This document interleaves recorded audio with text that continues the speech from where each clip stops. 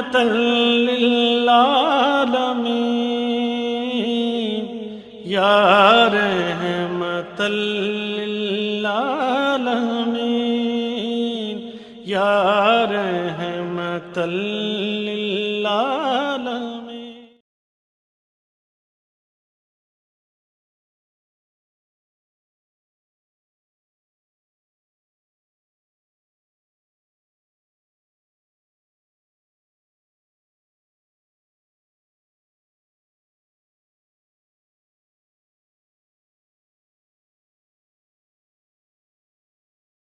اللهم صل على محمد وعلى آل محمد كما صليت على إبراهيم وعلى آل إبراهيم إنك حميد مجيد. اللهم بارك على محمد وعلى آل محمد كما باركت على إبراهيم وعلى آل إبراهيم إنك حميد مجيد. رب اشرح لي صدري ويسر لي امری واحلل عقدۃ من لسانی یفقہوا قولی.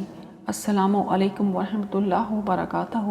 میرے بہت ہی قابل قدر اور معزز سامعین، اللؤلؤ مکنون سیرت انسائکلوپیڈیا حضرت محمد مصطفیٰ صلی اللہ علیہ وآلہ وسلم، جس کو 11 جلدوں کے اوپر مقرر کیا گیا ہے، اور اسے مرتب کرنے کے لیے یہ کام عالمی ادارہ ارشاد دارالاسلام ریسرچ سینٹر نے کیا ہے. اس کے ساتھ سیرت نبی صلی اللہ علیہ وآلہ وسلم، جسے محترم دکتور علی محمد سلابی صاحب نے 3 جلدوں میں مرتب کیا ہے. عصر حاضر کے تقاضوں سے ہم کو دروس و عبر اور فوائد و ثمرات لیے آپ کی خدمت اقدس میں پیش کرنے کی سعادت حاصل کر رہی ہوں. آج اس سلسلہ کی سبق ہوگا اور اس میں صحیفہ حبقوق کی بشارت بیان کی جائے گی. تو اس سلسلے میں آج ہم اس سبق کی ابتدا کرتے ہیں. صحیفہ حبقوق کی بشارت.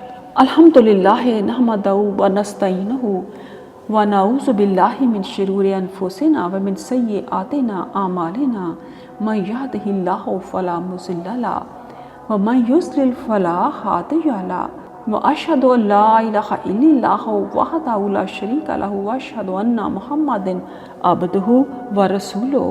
حبقوق نام غالباً عبرانی حبق بمانی بغل گیر ہونا یا پھر ایک اسوری بوٹی ہم با اوکو سے مشتق ہے.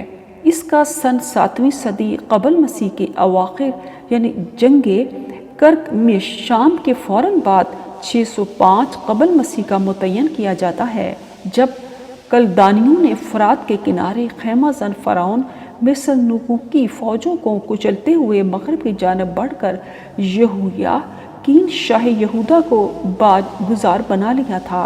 حبقوق نبی علیہ السلام نے فرمایا، خدا تیمان سے آیا اور قدوس کوہ فاران سے سلاح اس کا جلال آسمان پر چھا گیا اور زمین اس کی حمد سے معمور ہو گئی. اس کی جگمگاہٹ نور کی مانند تھی، اس کے ہاتھ سے کرنیں نکلتی تھیں اور اس میں اس کی قدرت نہاں تھی. وبا اس کے آگے آگے چلتی تھی اور آتشی تیر اس قدموں سے نکلتے تھے. وہ کھڑا ہوا اور زمین تھرا گئی. اس نے نگاہ کی اور قومیں پراگندہ ہو گئیں. اس پیش گوئی میں پہلی آیت میں آتا ہے، خدا تیمان سے آیا اور قدوس کوہ فاران سے. تیما اسماعیل علیہ السلام کا ایک بیٹا اور قبیلے کا بانی ہے. اسی کے نام پر تیما یا تیمان کا شہر ہے جو مدینہ منورہ اور خیبر سے تبوک اور شام جانے والی شہرہ پر واقع ہے. جہاں تیمان کا ذکر حضرت اسماعیل علیہ السلام کے اولاد کے حجاز میں آباد ہونے کے سلسلے میں آیا ہے اور بنو اسماعیل میں آخری نبی حضرت محمد مصطفیٰ صلی اللہ علیہ وآلہ وسلم مبعوث ہوئے. فاران مکہ ہی کا ایک نام ہے جس کا ذکر تورات میں کیا گیا ہے. یہ بھی کہا جاتا ہے کہ یہ مکہ کے پہاڑوں کا نام ہے. یہ وہی بیابان ہے جہاں 18ویں صدی قبل مسیح میں حضرت ابراہیم علیہ السلام نے اپنی اہلیہ ہاجرہ اور اپنے فرزند اسماعیل علیہ السلام کو حکم ربی سے جہاں لا کر آباد کیا. وہاں پانی کا ایک کنواں بھی تھا جو معجزانہ طور پر وجود میں آیا تھا. وادی فاران کے متعلق توریت میں رقم ہے، جیسا کہ توریت کی دوسری پیش گوئی میں ذکر ہوا ہے، جہاں سے ایک نبی ظہور ہوگا. خداوند سینا سے آیا اور شعیر سے ان پر آشکار ہوا، وہ کوہ فاران سے جلواگر ہوا۔ بائبل کے الفاظ میں قدوس سے مراد آخری نبی محمد مصطفیٰ صلی اللہ علیہ وآلہ وسلم ہے، جو کوہ فاران سے آئے، یعنی مکہ مکرمہ میں مبعوث ہوئے، جبکہ آپ کے جد امجد اللہ کے پیغمبر اسماعیل علیہ السلام کی اولاد تیمان یا تیما میں بھی آباد رہی۔ نمبر 2 آیت، زمین اس کی حمد سے معمور ہو گئی۔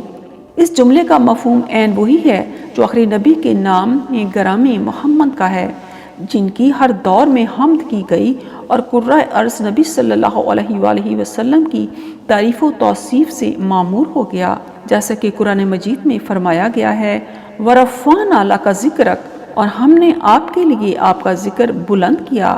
امام مجاہد رحمۃ اللہ کا قول ہے کہ اللہ تعالیٰ کے اس فرمان کے معنی یہ ہیں کہ جب میرا ذکر کیا جائے گا تو ساتھ ہی آپ کا بھی ذکر کیا جائے گا، یعنی جب کوئی اشہد ان لا الہ الا اللہ کہے گا تو وہ ساتھ ہی اشہد ان محمد رسول اللہ بھی کہے گا۔ امام قتادہ رحمۃ اللہ علیہ لکھتے ہیں کہ اللہ تعالیٰ نے آپ کے ذکر کو دنیا و آخرت میں بلند کر دیا ہے۔ یہی وجہ ہے کہ جب بھی کوئی خطیب تشہد پڑھنے والا یا نماز ادا کرنے والا اشہد ان لا الہ الا اللہ کہتا ہے تو وہ ساتھ ہی پکار اٹھتا ہے کہ اشہد ان محمد رسول اللہ۔ اللہ جل جلالہ نے محمد رسول اللہ صلی اللہ علیہ وآلہ وسلم کا ذکر جمیل سارے عالم انسانیت میں بلند فرمایا ہے۔ نبی صلی اللہ علیہ وآلہ وسلم کی پیدائش سے پہلے آپ کا ذکر اس وقت بلند فرمایا جب اللہ تبارک و تعالیٰ نے انبیاء علیہ السلام سے محمد صلی اللہ علیہ وآلہ وسلم کی اتباع کا عہد لیا اور انہیں حکم دیا ان پر ایمان لائیں، اور آپ صلی اللہ علیہ وآلہ وسلم کی پیدائش کے بعد آپ کی امت میں آپ کا نام اس طرح بلند فرمایا کہ اللہ کے ذکر کے ساتھ فوراً آپ صلی اللہ علیہ وآلہ وسلم کا ذکر بھی کیا جاتا ہے۔ رفع ذکر کی ایک نمایاں صورت یہ بھی ہے کہ افریقہ کے تپتے ہوئے صحراؤں سے لے کر سوئٹزرلینڈ کی منجمد اور ٹھنڈی فضاؤں تک 4 عالم میں روزانہ 5 مرتبہ اذان کی نورانی ندا بلند ہوتی ہے، اور پوری فضا اشہد ان لا الہ الا اللہ کے ساتھ ہی اشہد ان محمد رسول اللہ کی صدائے دلاویز سے گونج اٹھتی ہے۔ آیت نمبر 3، اس کے ہاتھ سے کرنیں نکلتی تھیں اور آتشی تیر اس کے قدموں سے نکلتے تھے۔ اس میں نبی صلی اللہ علیہ وآلہ وسلم کی زندگی ہی میں اسلام کے فروغ اور غلبے کی طرف اشارہ ہے۔ نمبر 4 آیت، اس نے نگاہ کی اور قومیں پراگندہ ہو گئیں۔ خاتم النبیین صلی اللہ علیہ وآلہ وسلم اور آپ کے خلفائے راشدین نے جو اسلامی حکومت قائم کی، اس کے آگے اقوام، قبائل اور سلطنتیں ڈھیر اور زیر ہوتی چلی گئیں۔ فتح مکہ کے بعد پورا جزیرہ نمائے عرب نبی صلی اللہ علیہ وآلہ وسلم کی زندگی ہی میں اسلام کے پرچم تلے آ گیا۔ ان تصریحات سے ثابت ہوتا ہے کہ بائبل کی اس پیش گوئی کے مطابق نبی آخر الزماں محمد صلی اللہ علیہ وآلہ وسلم کے سوا اور کوئی شخصیت نہیں ہے۔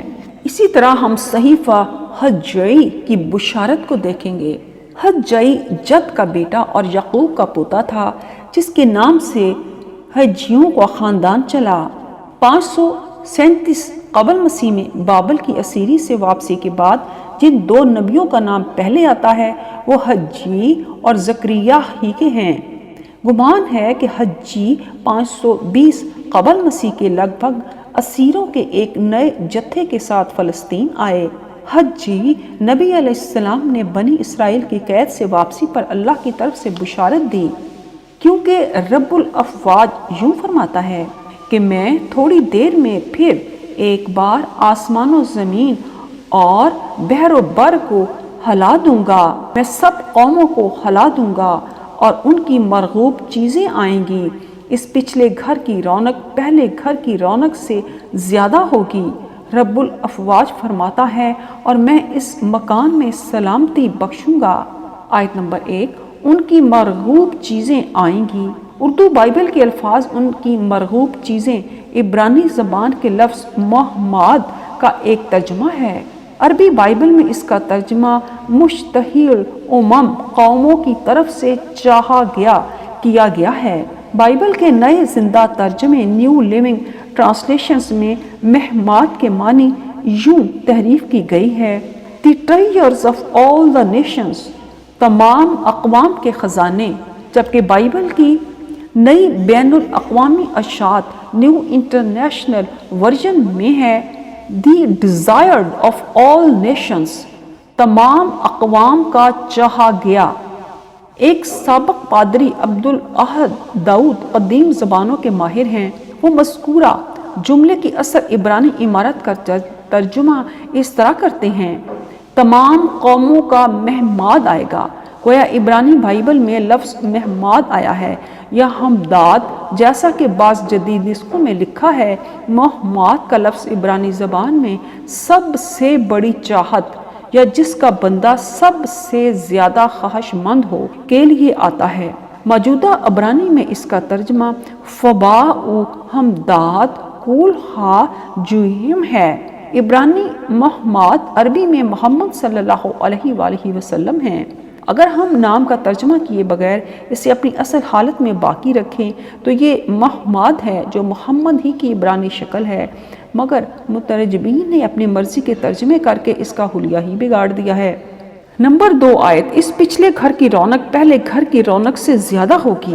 جہاں پہلے گھر سے مراد یروشلم بیت المقدس میں واقع قبلہ ہیکل سلیمانی یا مسجد اقصی ہے۔ 70 عیسوی میں ہیکل سلیمانی کی تباہی میں قبلے کی تبدیلی کے بعد پچھلے گھر سے مراد خانہ کعبہ ہے۔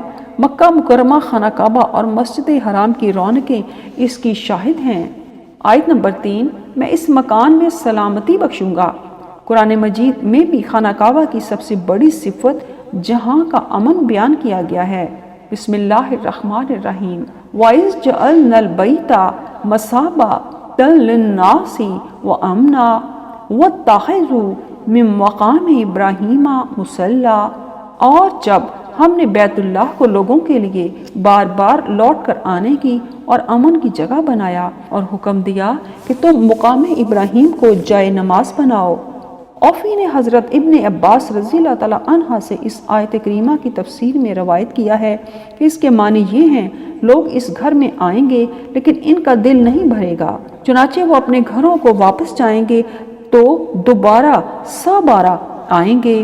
مثابۃ للناس کے معنی ہے لوگوں کے جمع ہونے کی جگہ، یعنی اسے ایک ایسا مقام بنا دیا گیا ہے کہ روحیں اس کے لیے اس قدر مشتاق اور بے قرار رہتی ہیں کہ وہ اس سے کبھی سیر ہی نہیں ہوتی، چاہے ہر سال جہاں حاضری دیں، کیونکہ اللہ تعالیٰ نے بیت اللہ کے بارے میں اپنے خلیل کی اس دعا کو بھی شرف قبولیت سے نواز دیا ہے کہ فَاجْعَلْ أَفْئِدَةً مِّنَ النَّاسِ تَهْوِي إِلَيْهِمْ، بس تو بعض لوگوں کے دلوں کو ایسا کر دے کہ ان کی طرف جھکے ہی رہیں۔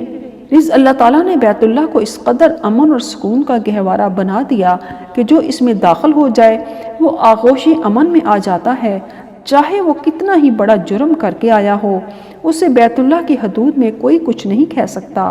یہی معنی ہے صحیفہ حبقوق کی اس پیشگوئی کے کہ میں اس مکان میں سلامتی بخشوں گا۔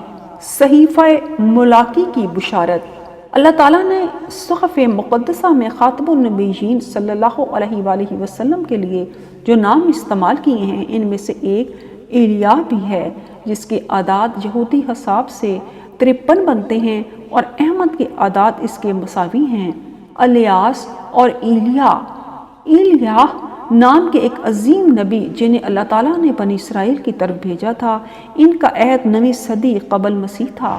قرآن میں انہیں الیاس کہا گیا ہے۔ بسم اللہ الرحمن الرحیم۔ وَإِنَّ إِلْيَاسَ لَمِنَ الْمُرْسَلِينَ، اور بلا شبہ الیاس یقیناً رسولوں میں سے تھا۔ ایک ایلیاہ یا ملاکی ان کے 700 سال بعد مبعوث ہوئے، جنہوں نے اپنے مختصر صحیفے میں بنی اسرائیل کو ان کی سرکشی کے خطرناک نتائج سے آگاہ کیا۔ ایلیاہ بمعنی اللہ میرا معبود ہے، جو العاد اردن کے قصبہ تشبہ کے رہنے والے تھے۔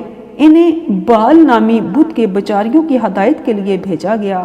یہود کی شمالی ریاست اسرائیل کا شاہ احاب یا اخی اب کھلم کھلا بال کی پوجا کو فروغ دینے لگا تھا، لہذا اللہ تعالیٰ نے موسیٰ علیہ السلام کی طرح الیاس علیہ السلام کو مبعوث فرمایا۔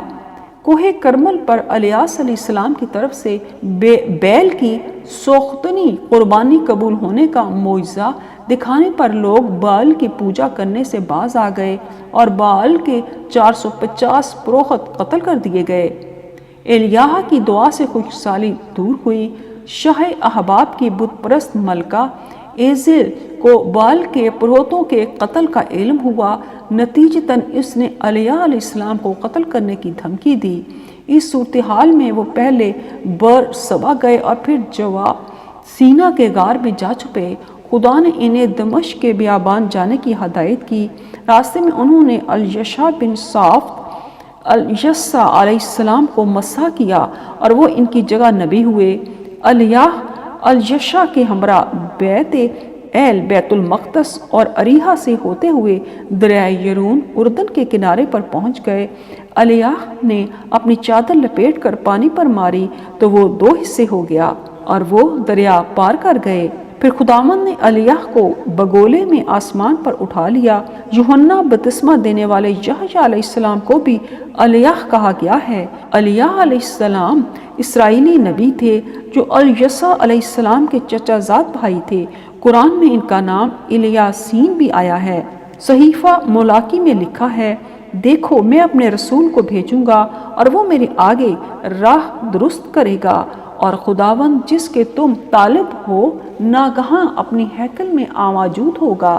ہاں، عہد کا رسول جس کے تم آرزومند ہو کر آئے ہی، رب الافواج فرماتا ہے، پر اس کے آنے کے دن کی کس میں تاب ہے؟ اور جب اس کا ظہور ہوگا تو کون کھڑا رہ سکے گا؟ کیونکہ وہ سنیار کی آگ اور دھوبی کے صابون کی مانند ہے۔ آیت نمبر 1، جس کے تم طالب ہو ناگہاں اپنی ہیکل میں موجود ہوگا۔ ملاکی عہد نامہ قدیم کی آخری کتاب ہے۔ بائبل کے شارحین کہتے ہیں کہ اس پیش گوئی میں 2 نبیوں کا ذکر ہوا ہے، ایک یوحنا یحییٰ علیہ السلام اور دوسرے عیسیٰ علیہ السلام۔ ہیکل کے لغوی معنی ہے بڑی عبادت، بت خانہ، یہودیوں کا بڑا مقدس معبد یا کلیسائی قربان گاہ۔ یروشلم کے کوہ موریہ پر یکے بعد دیگرے 3 ہیکلیں تعمیر ہوئیں۔ آج کل اس جگہ کو حرم شریف کہتے ہیں، جہاں مسجد الاقصی اور کعبۃ الصغریٰ واقع ہیں۔ پہلی ہیکل سلیمان بادشاہ علیہ السلام نے تعمیر کی تھی، دوسری زربابل اور ان یہودیوں نے تعمیر کی جو بابل کی اسیری سے واپس آئے تھے۔ تیسری ہیکل جو مسیح علیہ السلام کے زمانے میں موجود تھی، اسے ہیرودیس بادشاہ نے تعمیر کرایا تھا۔ مجدد اور حضور میں جو کنانی مندر ملے ہیں وہ نقشے کے لحاظ سے عبرانی ہیکل سے بڑی حد تک ملتے جلتے تھے، لیکن یروشلم کی ہیکل اس لحاظ سے مختلف تھی کہ اس کے اندرونی عبادت خانہ میں بت نہیں تھے، بلکہ ایک صندوق جسے عہد کا صندوق کہتے تھے رکھا ہوا تھا، جس میں شریعت کی 2 تختیاں تھیں، اور صندوق کے سرپوش پر سونے کے گھڑے ہوئے بحالت پرستش 2 فرشتے تھے۔ زربابل جب شاہ فارس خورس سائرس یا ذوالقرنین نے یہودیوں کو 538 قبل مسیح میں وطن واپس جانے کی اجازت دی تو زربابل کو یہودہ ریاست یہودیہ کا ناظم مقرر کیا۔ یروشلم پہنچنے پر زربابل نے سوختنی قربانی کو ذبح کیا اور ہیکل کی بنیاد ڈالی، مگر یہودیوں نے شاہ فارس سے شکایت کر کے کام رکوا دیا۔ 520 قبل مسیح میں یہ کام پھر شروع ہوا اور 4 سال میں مکمل ہو گیا۔ بائبل کے شارحین کی باتوں میں عجیب تضاد ہے۔ ایک طرف وہ یسوع کو خدا کا بیٹا، خدا اور اقانیم ثلاثہ میں سے ایک اقنوم قرار دیتے ہیں، اور دوسری طرف بائبل میں جہاں کہیں انبیاء اور رسولوں کے متعلق پیش گوئیاں نظر آتی ہیں انہیں بھی یسوع پر ہی تجسمہ کرنے کی کوشش کرتے ہیں۔ جس کے تم طالب ہو ناگہاں اپنی ہیکل میں موجود ہوگا، اس پیش گوئی میں واضح طور پر موجود ہے کہ جب اس کا ظہور ہوگا تو کون کھڑا رہ سکے گا۔ یسوع اور یوحنا دونوں میں سے کسی نے نہ تو ہیکل پر غلبہ پایا، نہ انہیں ایسی پوزیشن ملی کہ ان کے سامنے کوئی کھڑا نہ ہو سکے۔ یوں عیسیٰ اور یحییٰ علیہ السلام اس پیش گوئی کے مطابق نہیں، لا محالہ اس سے نبی کریم صلی اللہ علیہ وآلہ وسلم ہی مراد ہیں۔ جب آپ نے مکہ فتح کیا تو گویا اپنی ہیکل کعبہ کو واگ زوار کرایا۔ یاد رہے پیش گوئی میں ہیکل سلیمانی کا ذکر نہیں ہے، بلکہ اپنی ہیکل کے الفاظ مذکور ہیں۔ اس ظہور فتح مکہ کے وقت سب کی گردنیں آپ کے سامنے جھکی ہوئی تھیں، کسی میں جرت نہیں تھی کہ نبی کریم صلی اللہ علیہ وآلہ وسلم کے سامنے کھڑا ہو سکے۔ نبی صلی اللہ علیہ وآلہ وسلم نے ان سے فرمایا، تم مجھ سے کیسے سلوک کی توقع رکھتے ہو؟ جواباً ان جھکی گردنوں والوں نے کہا، بھلائی کی، آپ ہمارے کریم بھائی اور کریم بھائی کے بیٹے ہیں۔ اس پر آپ صلی اللہ علیہ وآلہ وسلم نے فرمایا، اذهبوا فانتم الطلقاء، جاؤ تم سب آزاد ہو۔ ایک اور روایت میں ہے کہ آپ صلی اللہ علیہ وآلہ وسلم نے فرمایا، اقول کما قال یوسف لا تثریب علیکم اليوم یغفر اللہ لکم وہو ارحم الراحمین۔ میں وہی کہتا ہوں جو یوسف علیہ السلام نے کہا تھا، تم پر آج کوئی ملامت نہیں، اللہ تمہاری مغفرت کرے اور وہ ارحم الراحمین ہے۔ آیت نمبر 2، سنار کی آگ اور دھوبی کے صابون کی مانند۔ اس پیش گوئی میں سنار کی آگ اور دھوبی کے صابون کے الفاظ بھی نبی کریم صلی اللہ علیہ وآلہ وسلم کی طرف اشارہ کرتے ہیں، کیونکہ آپ نے تمام کھرا اور کھوٹا الگ کر دیا، باطل کے اندھیرے چھٹ گئے اور حق روشن ہو کر دنیا کے سامنے آ گیا۔ اللہ تعالیٰ نے فرمایا، بسم اللہ الرحمن الرحیم، قل جاء الحق وزهق الباطل ان الباطل کان زہوقا۔ اور اے نبی کہہ دیجئے کہ حق آ گیا اور باطل مٹ گیا، بے شک باطل تو مٹنے ہی والا تھا۔ بسم اللہ الرحمن الرحیم، قل جاء الحق وما یبدئ الباطل وما یعید۔ آپ کہہ دیجئے حق آ گیا اور باطل نہ پہلی بار ابھرا نہ دوبارہ ابھرے گا۔ سیدنا عرباس بن ساریہ رحمۃ اللہ علیہ نے حدیث مروی ہے، رسول اللہ نے فرمایا، یقیناً میں تمہیں روشن شریعت پر چھوڑ رہا ہوں، اس کی رات بھی دن کی طرح روشن ہے، میرے بعد اس سے صرف وہی کج روی اختیار کرے گا جو ہلاک ہونے والا ہے۔ نمبر 3، سردار اور عہد کا رسول۔ ملاقی نبی کے صحیفے ملاقی کی 2 آدمیوں کے بارے میں پیش گوئی کی گئی ہے۔ ان میں سے ایک وہ ہے جو رب کی طرف سے آنے والے کے لیے راہ راست درست کرے گا، دوسرا وہ ہے جو ناگہاں اپنی ہیکل میں موجود ہوگا۔ اور اس صحیفے میں اس کے لیے سردار اور عہد کا رسول کے القاب استعمال ہوئے ہیں۔ بنی اسرائیل اسی کی آمد کے متمنی اور منتظر تھے۔ ملاقی نبی اپنے صحیفے کے آخر میں اس آنے والے کے متعلق کہتے ہیں، تم میرے بندہ موسیٰ کی شریعت یعنی ان فرائض و احکام کو جو میں نے حورب پر تمام بنی اسرائیل کے لیے فرمائے یاد رکھو۔ دیکھو خداوند کے بزرگ اور ہولناک دن کے آنے سے پہلے میں الیاہ نبی کو تمہارے پاس بھیجوں گا، اور وہ باپ کا دل بیٹے کی طرف اور بیٹے کا باپ کی طرف مائل کرے گا، مبادا میں آؤں اور زمین کو معلوم کروں۔ ملاقی نبی کے جہاں کوہ حورب پر بنی اسرائیل کے سامنے موسیٰ علیہ السلام کے وصیت کا تذکرہ بھی ملتا ہے، جس میں موسیٰ علیہ السلام نے اپنے جیسے آنے والے ایک نبی کا ذکر کیا ہے جو بنی اسرائیل کے بھائیوں بنی اسماعیل میں سے ہوگا۔ ملاقی نبی نے اس آنے والے نبی کا نام الیاہ بتایا۔ تحفۃ الحبل کے مصنف اس کی وضاحت کرتے ہوئے لکھتے ہیں، صحیفہ ملاقی کے آخری حصے میں الیاہ نبی کا کردار ایک معمہ ہے اور وہ دنیا کا سب سے بڑا عالم ہے جو آخری زمانے میں آنے والا ہے۔ عیسائیوں کے خیال میں وہ پیغمبر جس نے آنے والے کے لیے راستہ ہموار کیا وہ یوحنا الطباغی موسوم با الیاہ ہیں، جیسا کہ انجیل مرقس میں لکھا ہے، دیکھ میں اپنا پیغمبر تیرے آگے بھیجتا ہوں جو تیری راہ تیار کرے گا۔ بیابان میں پکارنے والے کی آواز آتی ہے کہ خداوند کی راہ تیار کرو، اس کے راستے سیدھے بناؤ۔ یوحنا آیا اور بیابان میں بپتسمہ دیتا اور گناہوں کی معافی کے لیے توبہ کے بپتسمہ کی منادی کرتا تھا، اور یہودیہ کے ملک کے سب لوگ اور یروشلم کے سب رہنے والے نکل کر اس کے پاس گئے اور انہوں نے اپنے گناہوں کو اقرار کر کے دریائے یرون میں اس سے بپتسمہ لیا۔ اور یوحنا اونٹ کے بالوں کا لباس پہنے اور چمڑے کا پٹخا اپنی کمر سے باندھے رکھتا اور ٹڈیاں اور جنگلی شہد کھاتا تھا اور منادی کرتا تھا کہ میرے بعد وہ شخص آنے والا ہے جو مجھ سے زور آور ہے، میں اس لائق نہیں ہوں کہ جھک کر اس کی جوتیوں کا تسمہ کھولوں۔ میں نے تو تم کو پانی سے بپتسمہ دیا ہے، مگر وہ تم کو روح القدس سے بپتسمہ دے گا۔ ایسی ہی بات انجیل لوقا میں مسیح علیہ السلام کی زبانیں بھی نقل کی گئی ہے۔ تو پھر تم کیا دیکھنے گئے تھے؟ کیا ایک نبی؟ ہاں میں تم سے کہتا ہوں بلکہ نبی سے بڑے رسول کو، یہ وہی ہے جس کی بابت لکھا ہے کہ دیکھ میں اپنا پیغمبر تیرے آگے بھیجتا ہوں جو تیری راہ تیرے آگے تیار کرے گا۔ عیسائیوں کے خیال میں راستہ ہموار کرنے والا یوحنا اصطباغی ہے، اور جس کے لیے راستہ ہموار کیا گیا ہے وہ یسوع مسیح عیسیٰ علیہ السلام ہیں، اور یہ لوگ نصارہ یوحنا کو الیاہ کے نام سے یاد کرتے ہیں، جیسا کہ متی نے بھی مسیح علیہ السلام کی زبان سے یوحنا اصطباغی کے بارے میں بیان کیا ہے۔ صحیح بات یہ ہے کہ الیاہ آنے والے نبی کی طرف اشارہ ہے، اور اس سے مراد راستہ ہموار کرنے والا نبی نہیں۔ اس سے پہلے کہ ہم نبی کا تعین کریں، ہم یہ واضح کر دینا چاہتے ہیں کہ موجودہ بائبل کے متن میں بے تحاشا تحریف ہو چکی ہے۔ جیسے صحیفہ ملاکی میں آنے والے نبی کو عہد کا رسول کہا گیا ہے، جبکہ بائبل کے پرانے ترجموں میں اسے ختنے والا پیغمبر قرار دیا گیا ہے۔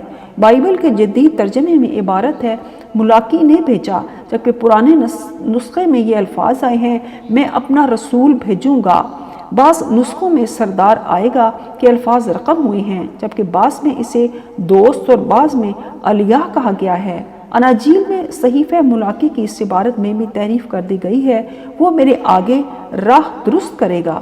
جہاں میرے ضمیر متکلم ہے، اس کی بجائے اناجیل میں ضمیر مسیح علیہ السلام کی طرف لوٹا دی گئی ہے۔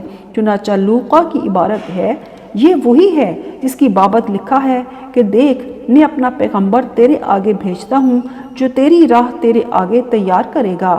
موجودہ بائبل کی تحریف شدہ عبارات سے آنے والے نبی کا تعین ناممکن ہے، کیونکہ یہ عبارات بائبل ہی کے دیگر عبارات سے متضاد ہیں جن میں آنے والے نبی کی واضح بشارت دی گئی ہے۔ اس بحث کا حتمی نتیجہ یہ ہے کہ عہد کا رسول جس کی بشارت دی گئی ہے وہ محمد صلی اللہ علیہ وآلہ وسلم ہی کی ذات گرامی ہے۔ نبی صلی اللہ علیہ وآلہ وسلم ہی معراج کی رات بیت المقدس کی سرزمین میں ہیکل مسجد اقصی تشریف لے گئے تھے۔ اس کے برعکس مسیح علیہ السلام اور یوحنا یحییٰ علیہ السلام دونوں اسی سرزمین میں پیدا ہوئے تھے اور وہی انہوں نے پرورش پائی۔ محمد صلی اللہ علیہ وآلہ وسلم ہی کو بائبل کے مختلف نسخوں میں ختنے والا پیغمبر قرار دیا گیا ہے، جنہوں نے اپنی امت کو ختنے کی ترغیب دی اور اس عمل کو فطری ہدایت ٹھہرایا ہے، اور مسلمان اس وقت سے آج تک اس پر عمل پیرا ہیں۔ صدق اللہ العظیم۔ اللهم صل على محمد وعلى آل محمد كما صليت على إبراهيم وعلى آل إبراهيم إنك حميد مجيد اللهم بارك على محمد وعلى آل محمد كما باركت على إبراهيم وعلى آل إبراهيم إنك حميد مجيد